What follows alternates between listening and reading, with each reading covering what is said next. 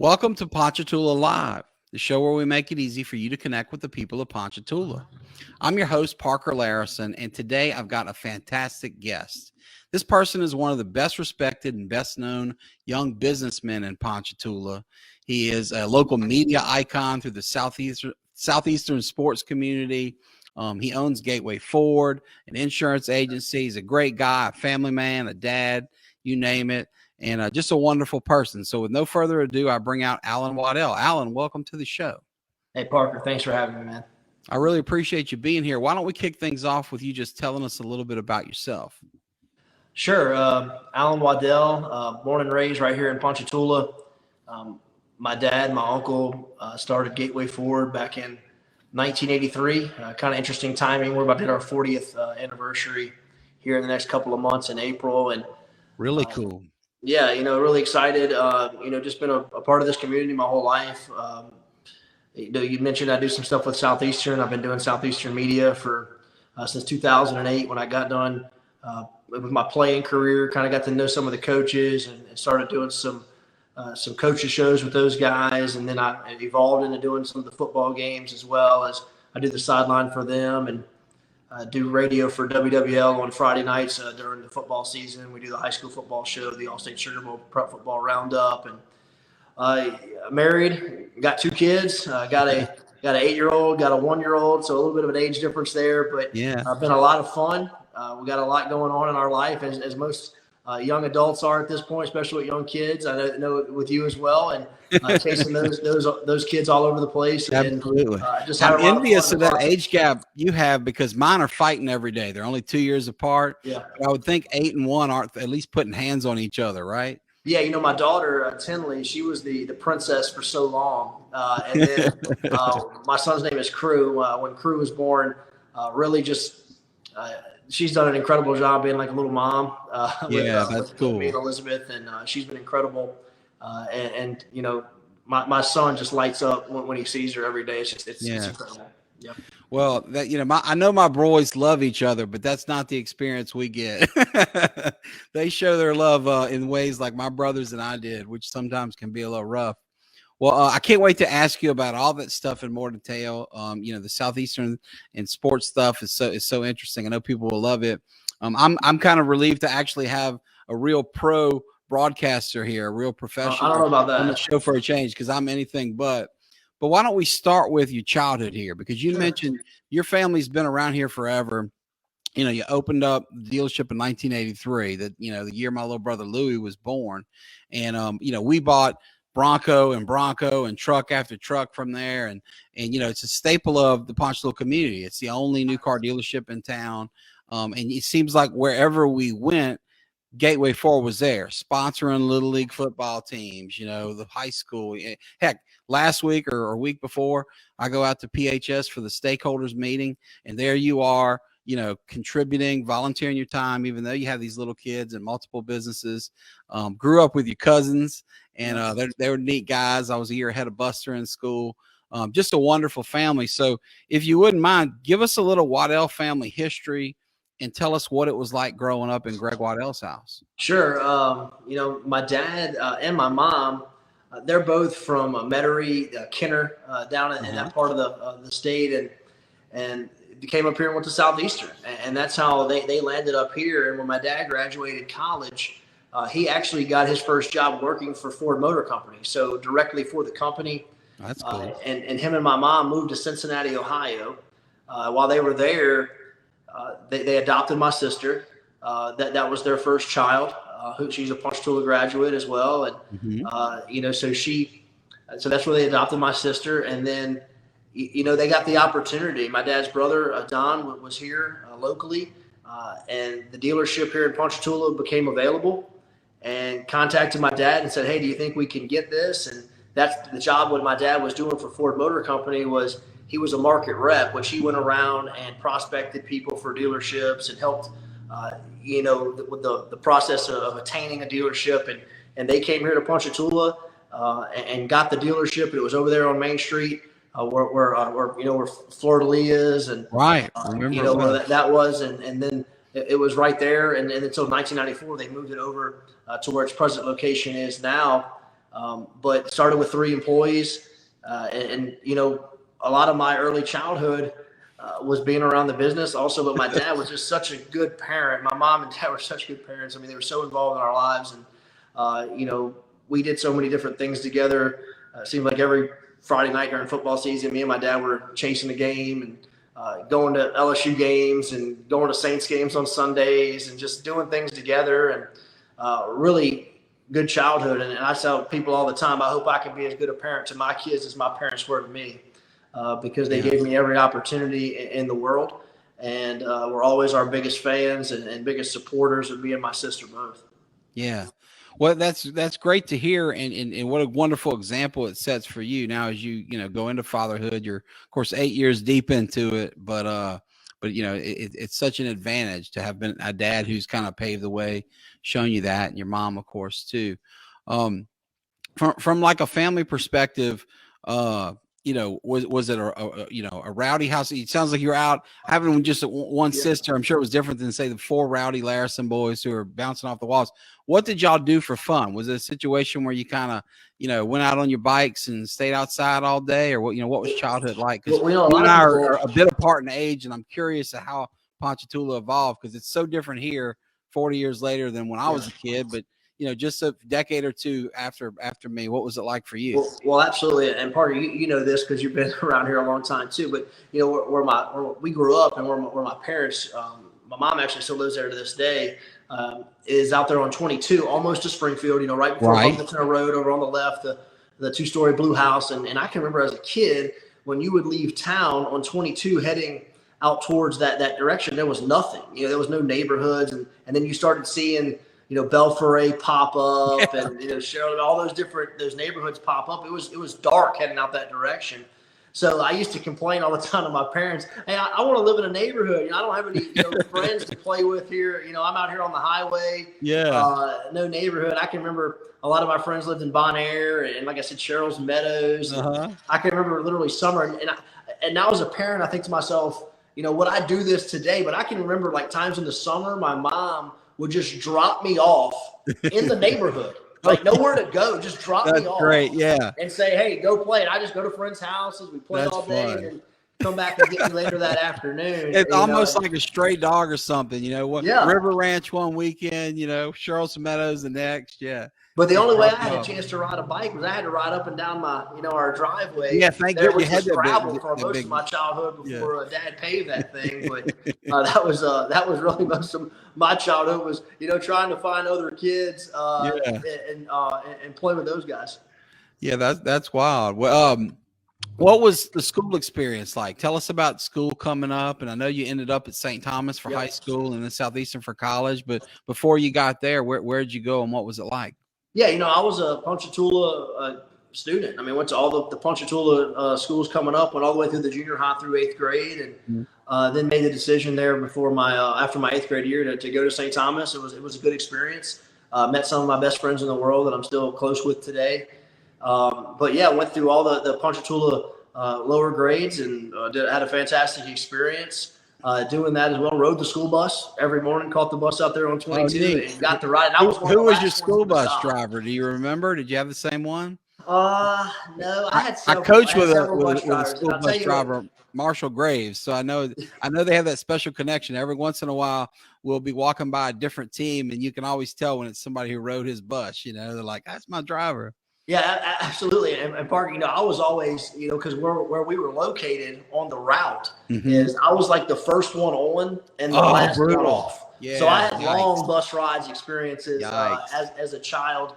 But again, went to Ponchatoula schools and really had a great time. Again, a lot of childhood. I had a really good experience because of in 2 different ways. I had a lot of really close friends through 8th grade that were obviously Ponchatoula people. And then when I went to high school and went up to St. Thomas, met some new friends. So I have like childhood friends that, were friends of mine since I was 5 years old. And then I have some friends that I didn't even meet until I was 14 years old. So I really have a unique dynamic when it comes to the amount of people that I know and that I've interacted with. Yeah, that's cool. You kind of have these 2 sets and, they can overlap and be nearby. That's really neat. Well, tell me who, some of the guys. Let's start with the Ponchatoula set. I mean, who did you run with from around here? You mentioned you still stay in touch with a lot of these guys to this day. Who are your buddies locally? Man, we had a bunch of them. Growing up, my age group was kind of was Trevor Bergeron. Oh yeah, great guy. Corey He's been on the show. Gonzalez, Steven Alexander, John Mike Harriman, Trace Keene, a lot of good friends that I had. I coached at least half of those boys. Two of those guys were catchers for me, Trace and Corey, and some good players. Great players, great kids. John Mike, we coached against. What a beast he was in the basketball court. But Trevor was on the show before. So, folks, if you're watching this and you really want to watch another great episode with a strong young man from this generation, check out Trevor's episode because we get into his Aces of Hearts. Did I have that right, Alan? Foundation. Absolutely. It's a great nonprofit that they have. And I know, Alan, you've been supportive of that over the years. But I want to share here a comment with you, don't mind, while we're talking.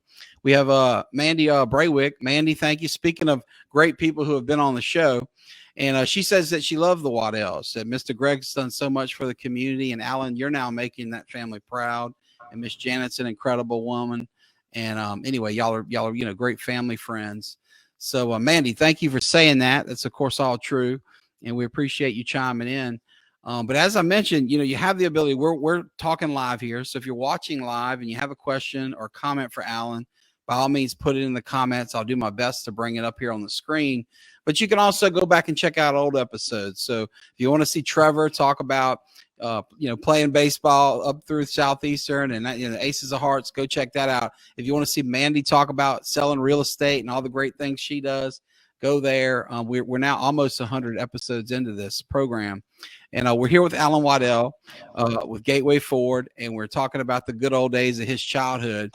So tell us what it was like transitioning from, you mentioned the friend set, how you're blessed with, 2 sets of friends, but going from Ponchatoula schools to St. Thomas, were you one of just a few or one of many? It's been my appreciation that when St. Thomas started, when I was a kid, very few folks went, say, for I think 2 guys from my St. Joseph class of about 20 went up there.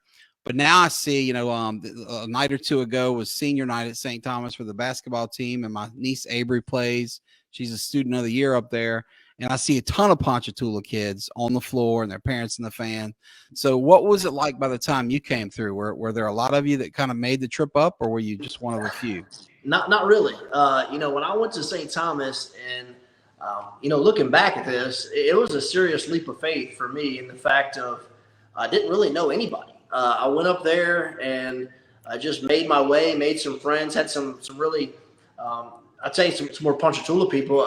Brandon Shansback was a senior when I was a freshman. Yeah, good buddy, and the way our schedule kind of worked out, for some reason, my first semester at St. Thomas, he was a senior and I was a freshman. We were in the same PE class somehow. I don't really know how that worked out. And he was probably the athletic PE because y'all were both athletes. He was a runner. Maybe that's how it happened. We'll say that, Brandon, if you're watching, we're not going to suspect that you flunked PE 3 times going. No, he certainly didn't. Stephen Peppertone, he was up there when I went there as well. But not a lot of Ponchatoula people, And then later on after me, we had some more that came that were in grades below me, and then a couple of guys in my grade, Will Knight, Nick McDaniel, they came to St. Thomas. They were in my class. And then Barrett Morgan, one of my best friends, he came behind me. He was a year behind me and came to St. Thomas, and we had such a good relationship there and a good experience. Well, this is memory lane for me. I coached Barrett in baseball and Nick in basketball. Man, you hung out with some great guys, man. That's neat to hear. And Shansback was my little boy's soccer coach this year. He kind of filled in as needed. And anyway, great guy. What a character he is. Well, it was, it just struck me too. It's probably also pretty rare that when they do get a Ponchatoula kid, they don't come up from St. Joseph, like Shansback would have, or others. It's the Catholic school feeder system makes sense, but the Ponchatoula Junior High to St. Thomas is probably a pretty rare path. Well, Parker, and I was one of the first ones that went there that, just to be flat honest, people didn't really know the rule with LHSAA. And I actually played in a few baseball games my freshman year before they figured out that you can't play because you're ineligible because you didn't come from one of the feeder schools. Wow. So I'm one of the first people that went there that kind of helped figure out the rule, so to speak, on who's eligible and who's not when you went to that school, when you went to St. Thomas and you didn't live in the attendance zone. and you didn't go to one of their feeder schools. So that's something, because when I went there, we had no idea of that rule. And we figured it out there. There a few games into the baseball season my freshman year. It was like the Wild West of high school eligibility. Well, let's use that as a jumping off point to talk sports, because I know you were a heck of a player. Sports continues to play a large role in your life through your journalism career. But tell us about that, starting with, the bitty ball and little league fields here in Ponchatoula and up through the higher levels that you played in. Tell us about your sports history. Yeah, played all rec sports here through Ponchatoula. Went to the junior high, played football and basketball at Ponchatoula Junior High. Went to St. Thomas, and really went to St. Thomas thinking I was going to play basketball and baseball. Decided when I got there I was going to just play baseball. And after my freshman year, a bunch of my friends that I had just recently made all played football, because when I went to St. Thomas, just about everybody played football. There was like maybe 300 kids in the school, and I think we dressed 70 kids. I mean, we always, football was big at St. Thomas when I was there. We had some great runs into the quarterfinals and whenever I was in school at St. Thomas. And then I went out, so I didn't play till my sophomore year. Went out my sophomore year. We had Mr. Football, Byron Robertson. We went, I think 11-2 or something my sophomore year, and then went on and played my last 3 seasons. Played quarterback at St. Thomas, pitched, played the outfield, caught some on the baseball field as well. And then after high school, graduated. I went to Louisiana College up in Pineville. Went there for 2 years. Came back, played a year for JRTs at Southeastern. And JRT's actually first year at Southeastern, and then decided that I had enough, and decided I wanted to do some experience the college life a little bit, and that's what happened. And then kind of how I got into sports and all the broadcast stuff is whenever I signed to play baseball out of high school, I went up and did a radio show up in Hammond, and they interviewed me, and Roger Gill, who's still doing radio for those guys now, he interviewed me. And then when I would come home on the weekends and just go to watch my friends play at a high school game, he would call me up or call me up to the press box and say, hey, come do halftime with me. And I did that. So then when I came back to Southeastern, they said, hey, why don't you start doing some games with us on Friday night? So I started doing that, and then did some play-by-play, did some color, and that's how I started doing the football stuff, the high school football stuff on Friday night. Did that with North Shore Broadcasting for several years. One day I'm laying on my couch and I get a call from Deke Bellavia, and he's with WWL. The Big G. Hey, wow. Man, was that totally unexpected, or did you kind of know that? I mean, I had known Deke a little bit, but not really in that manner. And he called me and said, hey, we do this show on Friday night. We want you to come be the co-host. So I started doing that, and I'm still doing that to this day. So I do that on Friday nights. And then when I got done playing baseball at Southeastern, I was looking for kind of a little part-time job as well. And they called me from Ponchatoula High School, Coach Mark Gosnell, and said, hey, would you be interested in coming and be one of our assistant baseball coaches? So I did that for a few years. Coached a lot of kids here in Ponchatoula for Ponchatoula High School. Me and Trevor coached together. We were on the staff that went to the state tournament. I think that was in 2008, maybe. Looking back at it now, it's been so far ago. A really good team that year. But the connection is, when I was coaching for them, a family moved to town because their dad was the defensive coordinator at Southeastern. That was Mike Lucas. And his son, Torrin Lucas, was on our team. So I got to know the family. And one day we're standing around the batting cages right there at Athletic Park, and Mike had just gotten promoted to be the head coach at Southeastern, and said, Allen, they want me to do a weekly radio show. Would you be would you be the host? Because I know you, and we have a good relationship. Yeah. He trusted me. I said, sure. I mean, I was like 22 years old or something, 23 years old. Yeah. And I started doing that, and that was I was 23 because that was in 2008. That's amazing. And I'm still doing that to this day as well.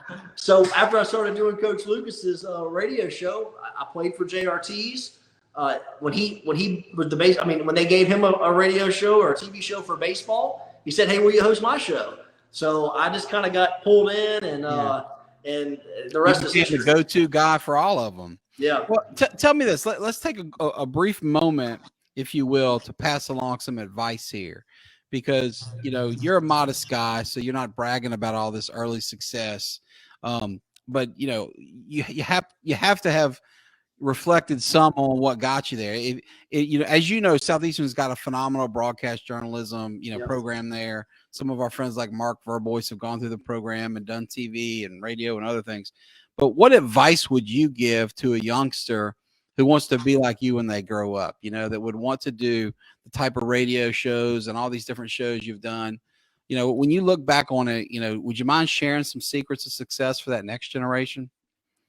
My secret to success is just say yes. When you get an opportunity, give it a shot. And that's what I did. And I just tried to make good relationships along the way, work on your craft. And, Parker, that's what I graduated in. I thought that's what I was going to do. I mean, I thought I was going to be in broadcast journalism. I'll get into that a little bit later if you want on how. I would love for you to share information about the program and your experience, because it's a really and I'll get to how I got to the car dealership here in a minute. But that's what I thought I was going to do, and it's just something I always had a passion for, and that's kind of why I still do it, because it just keeps me connected to something I've always really cared about.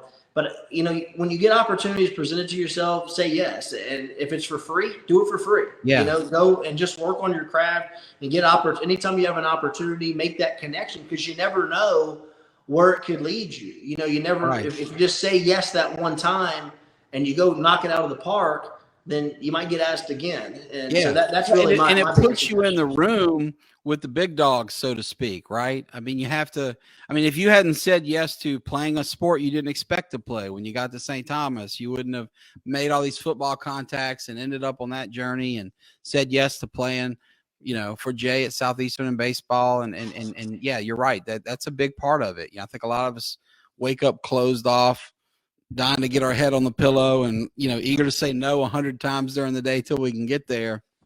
That's great advice. Who were some key influences in that part of your career? You mentioned all these great coaches that you got to interview, but whether it's colleagues, friends that you took classes with, or teachers, professors, people who own the radio station, who were some folks that shared with you and helped you kind of along the way? Well, obviously the guys at North Shore Broadcasting, I'll tell you, they really gave me my first opportunity and kind of kicked the door down for me a little bit and put a young kid, on the air, on the airwaves, which takes some trust. Yeah, 22 years old for sure. And then when I got to Southeastern, I started working with the Southeastern channel. Rick Satoon, he gave me an opportunity to work there, and I took some classes over there. And then when I graduated, they actually came to me and said, "Hey, why don't you stick around in GA for us and get your master's?" So I did that, and I went ahead and got my master's degree from Southeastern, and had an opportunity to do some television stuff along the way, and learn how to video edit, learn how to build graphics on a computer, which I still can do, and I do a lot of our stuff at the dealership now that I'm not having to outsource out to marketing firms and things of that nature. But that was certainly a big step for me. And if you've never seen the Southeastern channel, they have a studio over on in the University Center in the bottom floor. That Parker, I'm telling you, they have as good of equipment and as good of a setup as anywhere you'll see in the country. They're constantly winning awards. Oh, they win really maybe one of the awards best kept secrets. You mentioned Mark Verbois. I know Mark. He worked there. We weren't at the same time. He was a little bit older than I was, but I remember seeing his pictures on the wall and stuff of student broadcasts and stuff when I was there. And I know Mark well to this day, but great guy. It's a hidden gem over there. I tell you, if you're interested in broadcast journalism, Southeastern is as good a choice as there is in the Southern United States. And you see people coming out of there to great success. I think of Randy Russo, absolutely, my little brother's classmate and dear friend, and all the success she's had and continues to have. She's one of many. It's a great program. It's right in our backyard. And I appreciate you sharing that. That's such a neat success story. So tell us about that journey. You mentioned that it surprised me to hear that you weren't kind of, tapped to do the dealership from day one. I would have thought maybe that would be something that kind of, from high school on, you had aspired to do. So tell me that journey. How did you end up in where you are, from that point in your life when you thought you'd be full-time broadcast journalism? Yeah, sure. So, first of all, my dad he was great. He never pushed me to do anything. I mean, it was never, his journey. It was always my journey. And always, whatever I decided, always gave me all the opportunities that I could have. And, in 2008, I keep bringing up 2008. That was obviously a big year in my life. A lot of different things happened. But in 2008, if you think back, that was the dark days of the car business. That's when the economy was really bad. Gas was very expensive. It was tough. And there used to be four dealerships in Tangipahoa Parish. You had obviously us down here in Ponchatoula, Bill Hood and Hammond. You had Amite City, Florida, and Amite, and you had McGee and Kentwood. Well, now there's only two of us. It's only Bill Hood and Gateway 4 that are left in Tangipahoa Parish, and there was car dealerships closing all over the country. I can remember when I went to work. Well, the reason I went to work is my dad literally could not find any employees. I mean, it was so hard to hire anybody because it was just business was bad. I mean, it was really hard to make it at that time. We had one manager, we had one salesperson, and he actually I told you the story before we went on the air. It was Jerry Rayford.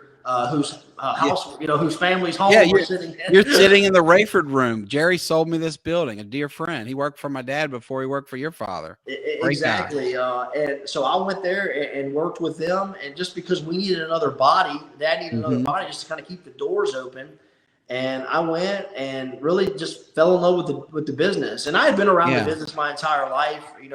When I was in high school, and I would change oil and tires, and me and my cousin Casey, I can remember we did, me and him, I think single-handedly or together, did the whole Firestone tire recall when I was a kid, changed out all those tires over the years. And but that's really how I got there. And Dad did a really good job of, making me earn everything I had.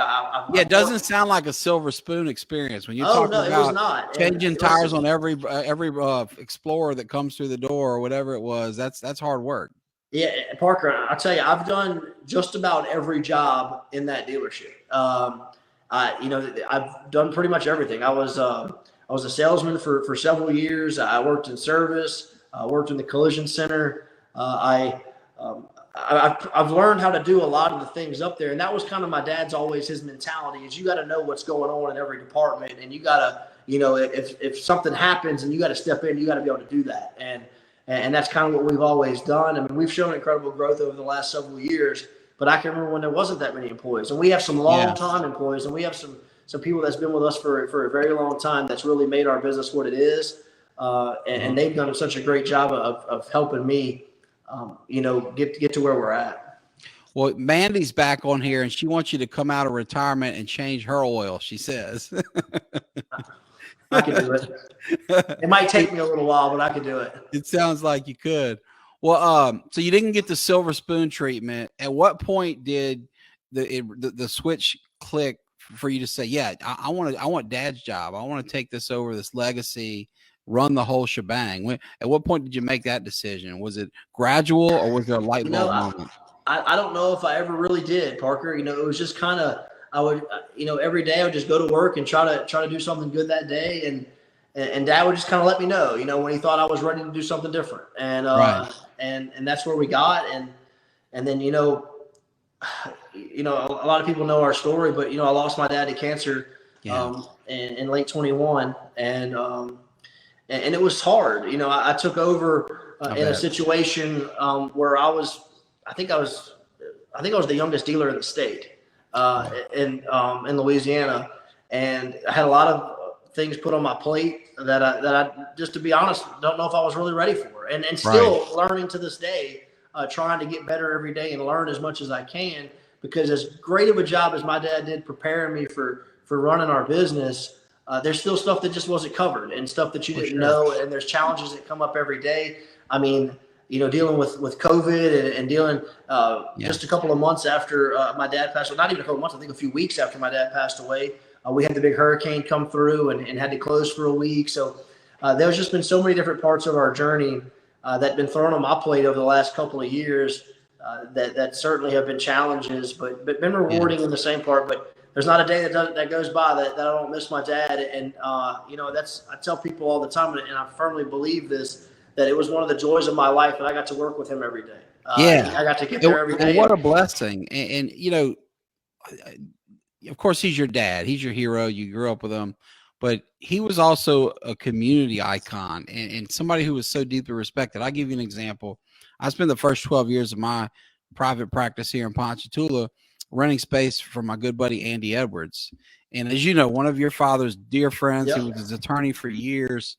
And we had so many talks about your dad because, you know, when you're sitting around the office and, you know, everybody's got their cases and we're always bouncing ideas off of everyone. And he would talk about the, you know, integrity with which your father ran that dealership, the way he treated employees, customers, you know, anybody that he dealt with. He was just widely respected. Of course, my perspective as a little kid was thinking of the, you know, the football sponsorships and the Gateway Ford Broncos and seeing them at PHS on Friday nights. And he was active. But Andy saw the inner workings and, you know, kind of the dollars and cents. And, you know, he really just had such, you know, deep respect for Mr. Greg. And he was just a great guy. So I cannot imagine what sense of loss you must have there. Wow, to lose him, have to take over, have a hurricane hit you. You know, what a whammy that must have been. But, you know, just on behalf of the community, I want to thank you and your family for all y'all have done and say, you know, in case you don't hear it often enough, how respected he was. What a great man. Well, I had a good teacher. I'll tell you, I had a really good teacher. And my dad, if you knew him, he wasn't a man of many words. You know, he didn't talk Right. a lot, and you know, he just but he just led by his actions. And Yeah. and you know, he left certainly a great legacy in our community. And I'll tell you what a lot of people in our community don't get to see is you wouldn't believe the amount of other car dealers that literally reached out to me, that called me, that came up to me at meetings or conventions and just told me how much they respected my dad, how many showed up at his funeral. I mean, Yeah. It was unbelievable the amount of bet. people and the amount of people that he had connections to in his professional life that just reached out to me that have been so helpful to me over the last couple of years. Well, and he was a great contrast to that stereotype we sometimes have of the car dealer. You know, we've been talking so much sports here. I can't help but think of, you know, the show Friday Night Lights and Buddy Garrity, everybody's favorite fictional car dealer.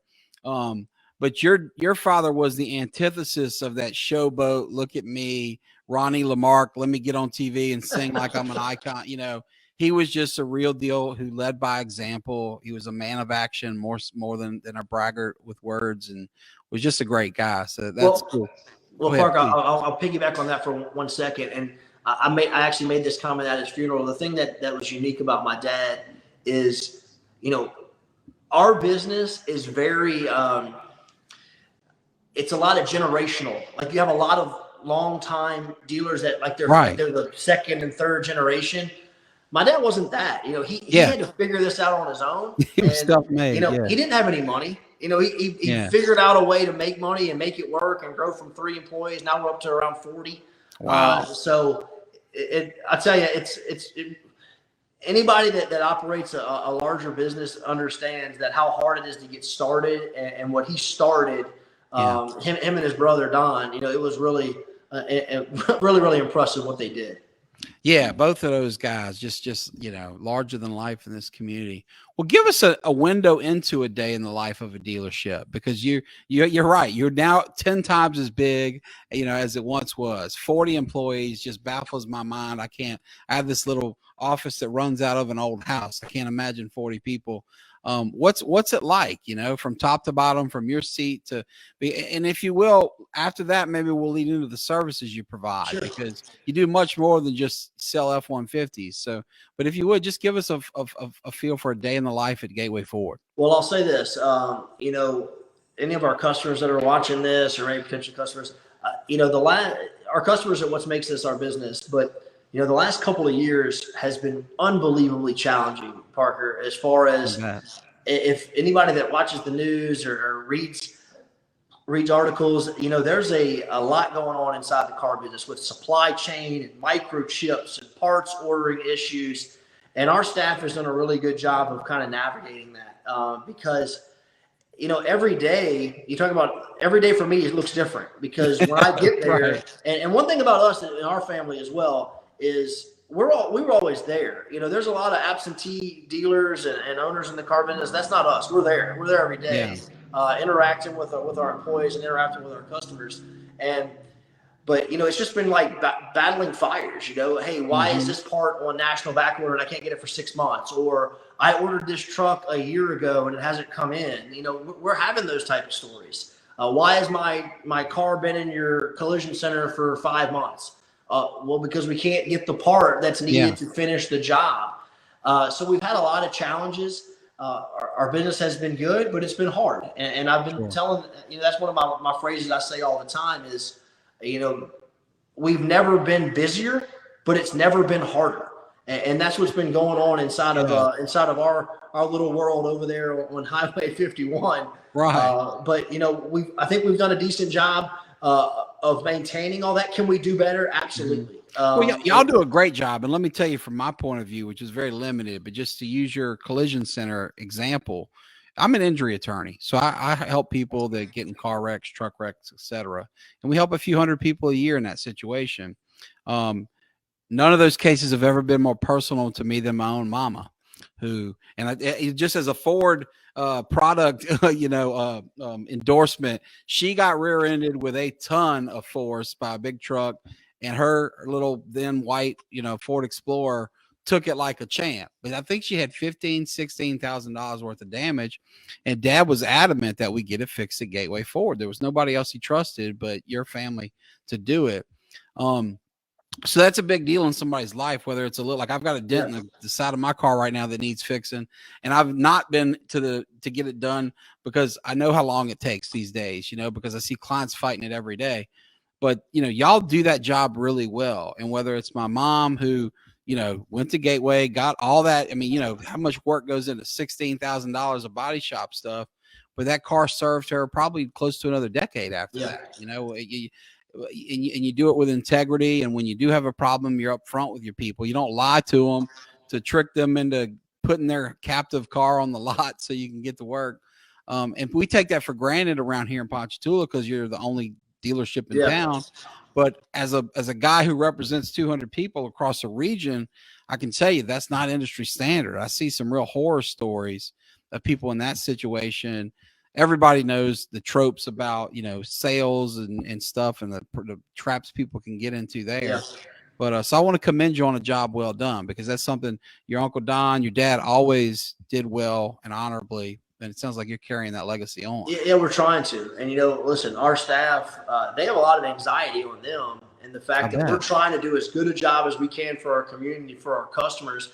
And sometimes we don't meet the mark, but it's not necessarily anything that they've done wrong. It's just the fact that, there's just so many challenges right now in the world. I mean, I had a friend of mine call me the other day and said he tried to order an oven and they told him it was going to be a year to get an oven. I mean, it's just insane. Some of the things.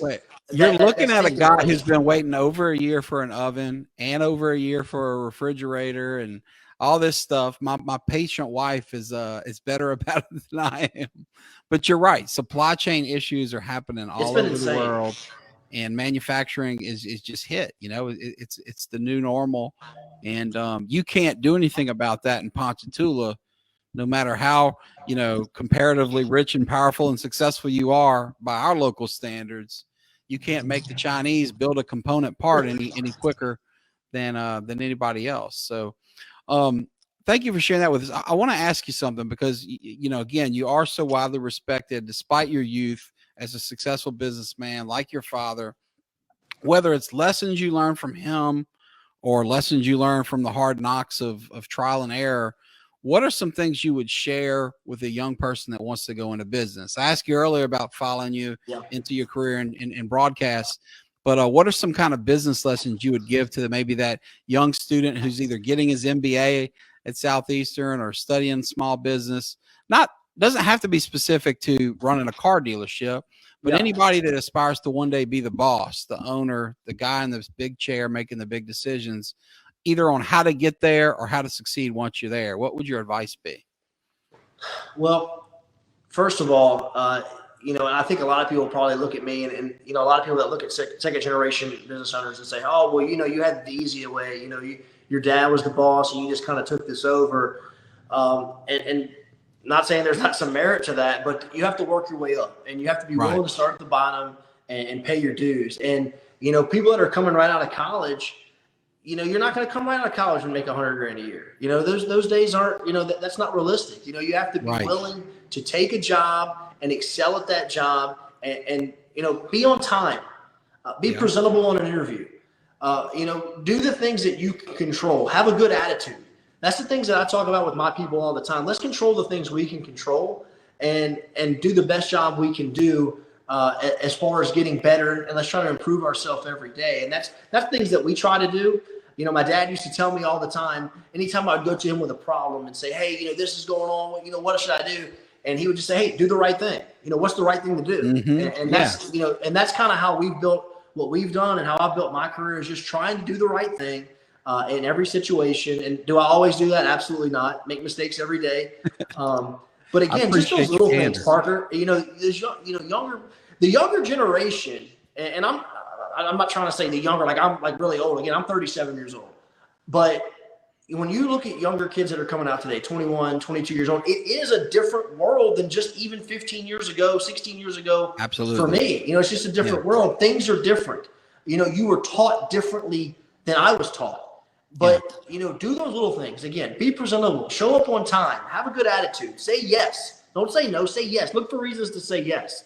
And I think that certainly can kind of get you headed to where you want to be. That's great advice. So I want to shift gears a little bit, if you don't mind, and talk about this Ponchatoula community that you and I hold so dear.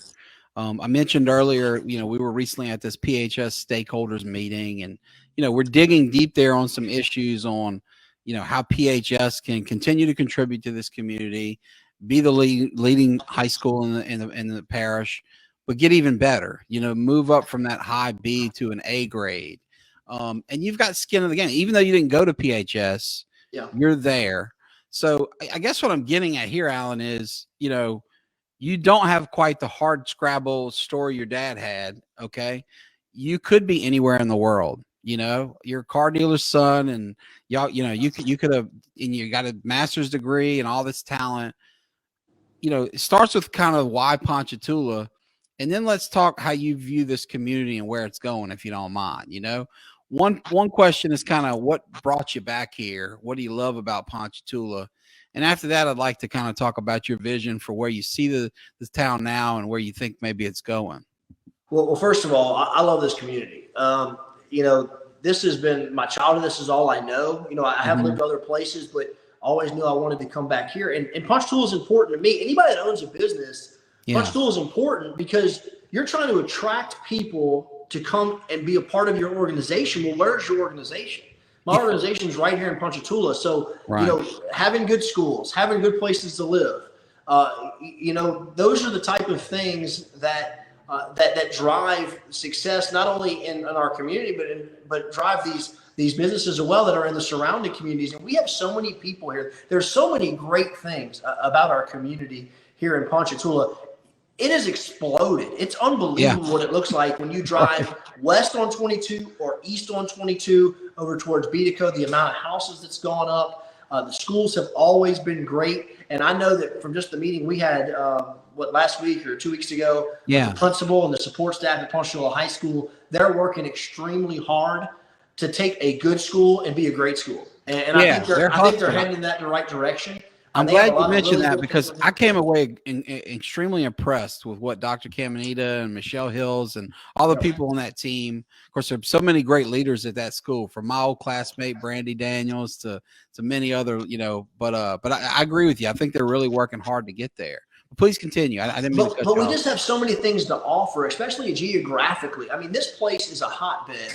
When you look at your proximity to Baton Rouge, proximity to New Orleans, proximity to the Mississippi Gulf Coast, there's just so many things that's within an hour of living here. You can live here and work in different places. We have good subdivisions. We have good communities.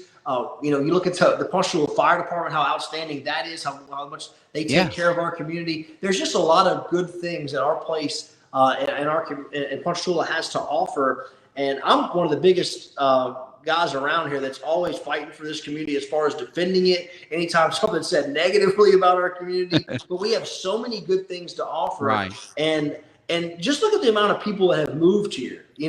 I can remember, pre-Katrina, Parker, you'd go to a restaurant and you knew everybody. Yeah. And now, I mean, I might know 20% of the people in there. There's a lot of new people that have moved to our community because they want to be here. And I think that's just what shows you, what kind of a hotbed this could be and how much further we could go. You see businesses moving in every day,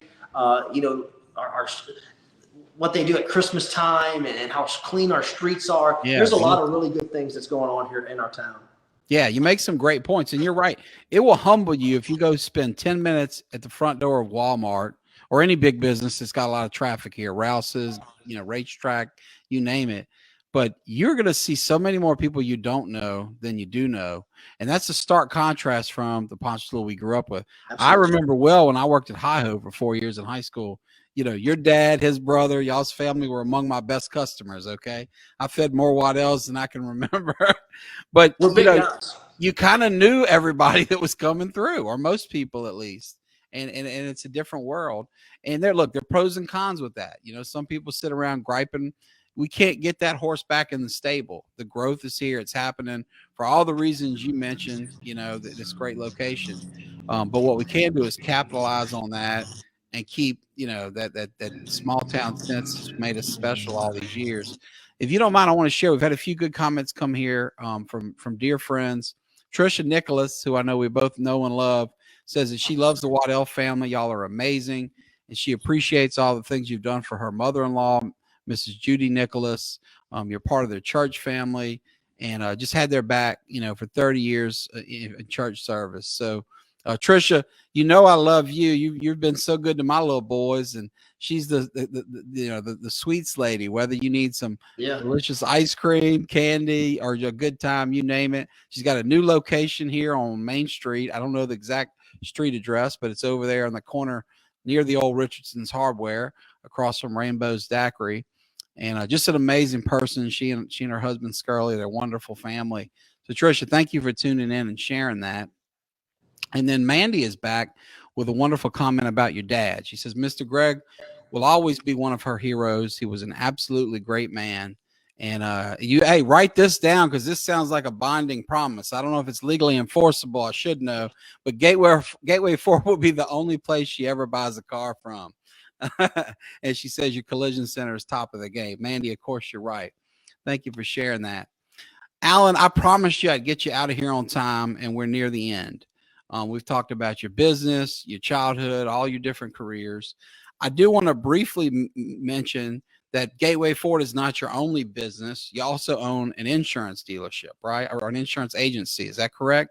Can you tell us a little bit about that and the services you provide? Because I think people would be interested. Yeah, sure. So, interesting story. I'll make it kind of quick, but one of my dear friends in the world that I met at Southeastern doing radio is a guy named Robbie Rhodes. Great guy. He was a agent aspirin for State Farm and decided that he wanted to do an independent insurance agency, and came to me, and we kind of put our heads together and figured out what to do, and me and him partnered and went into an insurance agency. It's called Insight Insurance. It's actually, the office is in the dealership. We have an office in the dealership, and he writes everything, commercial, he'll do your personal lines, home. It's really his baby. He's the guy. Yeah. I mean, he is so smart when it comes to insurance and all your needs. And I'm just there to support him as well. But it's something we started a few years ago, totally from scratch. We didn't have a customer, and he's done a tremendous job of building that business. But yeah, we're right there in the dealership. We offer our customers, but also, off the street as well. And Insight Insurance. Very cool. Well, look, we've talked business, we've talked family, we've talked much more. Before we go, I want to give you an opportunity to talk about anything you might want to, anything on your mind, on your heart. What would you like to share with our viewers and listeners before we shut down? Sure. Well, first of all, this hour or whatever we've been on has gone by really fast. I always enjoy trying to tell my story and tell the story of my family. Obviously, every part of success we have my wife Elizabeth, Ponchatoula graduate. Cool. My daughter Tinley, my son Crew. They're certainly a big part of the journey of everything and all the success we've had. But any way that I can honor my dad and what he did for our community is always great. And just being able to be able to tell his story a little bit as well, because he meant so much to me and so much to our community and gave me every opportunity.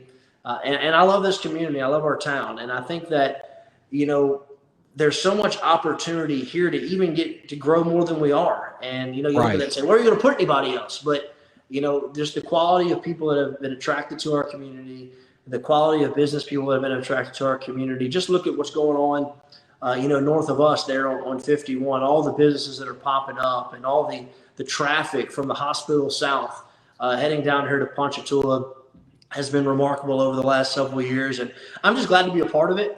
Glad to, represent our customer base, represent our staff and our team.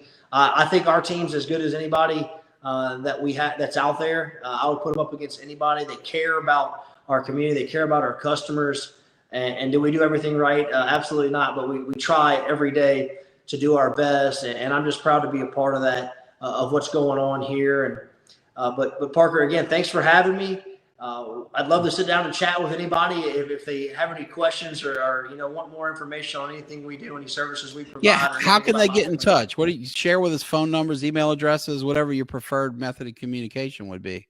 Sure. Look, my email is very easy. It's my name, Allen, ALLEN @gatewayford.net.